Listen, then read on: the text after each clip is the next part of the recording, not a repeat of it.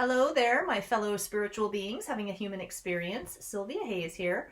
I will be doing the Sunday message this coming Sunday at Unity Spiritual Community Central Oregon, and I'm going to be talking about order, divine order, natural order.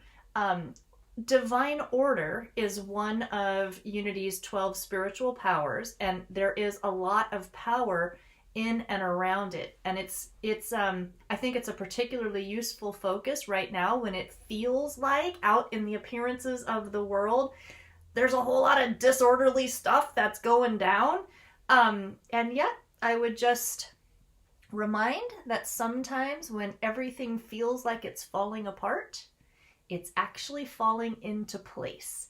So I'll be talking about that a little bit and how we can apply this power of order and tapping into divine order and manifesting, allowing for greater manifestation of divine order in our lives and also in our world. That's what I'm going to be riffing on this Sunday, and I hope you'll join me, and hopefully we will have an orderly and wonderful time together, or a disorderly, wonderful, falling into place time. Ciao.